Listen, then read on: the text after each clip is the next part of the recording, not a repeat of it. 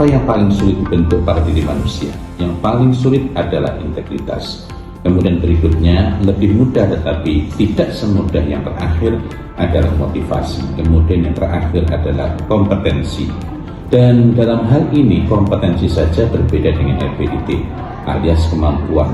Banyak orang tua bahkan sekolah-sekolah yang terjebak untuk mendahulukan kompetensi, bahkan mereka menganggap berkompetensi padahal cuma ability saja, cuma kemampuan yang dipacu sesaat.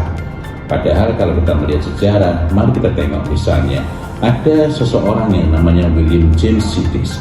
William James Sidis ini atau populer dengan panggilan Billy Sidis, dari namanya kita melihat bahwa ini ada kaitannya dengan William James, tokoh psikologi.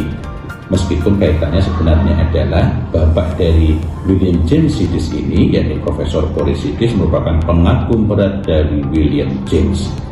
Apa kaitannya dengan pembicaraan kita? Boris Sidis sangat mengikuti pendapat dari William James, tokoh psikologi behavioristik ini. Maka begitu dia punya anak, Billy, panggilan dari William James Sidis itu, digembleng semenjak usia 6 bulan. Hasilnya pada usia 5 tahun, anak ini sudah mampu menulis buku dan bukan cuma sekedar bisa membaca. Kemudian pada usia yang masih belasan tahun, dia sudah menyelesaikan kuliah di Harvard. Dia sampai meraih jenjang S3 hanya pada usia belasan tahun. Tetapi tragisnya, Billy Sidis tidak merasa bahagia, dia merasa dirinya hampa, jiwanya kosong, hatinya gersang. Maka Billy Sidis memilih untuk melarikan diri dari lingkungan akademik yang memuji-muji dia. Dia mengasingkan diri, menjauh, bersembunyi dari kerumunan, dan dia memilih sebagai tukang cuci piring. Bapak Ibu sekalian, apa yang dapat kita petik dari sini? Hanya mencerdaskan otak saja tidak cukup. Kalau cuma mencerdaskan otak, buat apa anak-anak kita sekolahkan? Akan tetapi banyak sekolah yang tidak menyadari. Maka saya senang sekali bahwa di Wonogiri sudah ada SMA IT. Mudah-mudahan di SMA IT ini mereka menyadari betul. Mudah-mudahan para guru tidak tergoda untuk lebih menyibukkan hanya pada urusan kompetensi yang itu lebih mudah dipacu. Melainkan yang pertama adalah membentuk jiwa mereka, memberikan landasan pada jiwa mereka.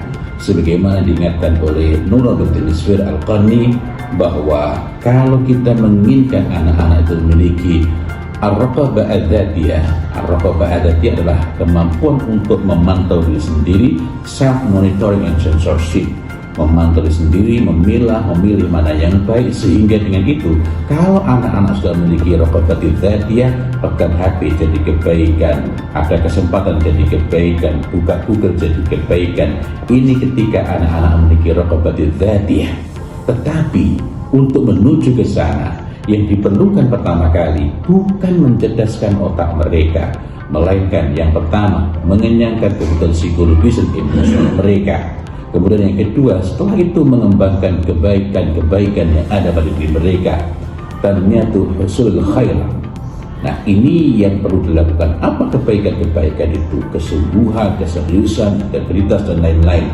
Kalau ini sudah ada, maka memacu kompetensi menjadi urusan yang lebih mudah.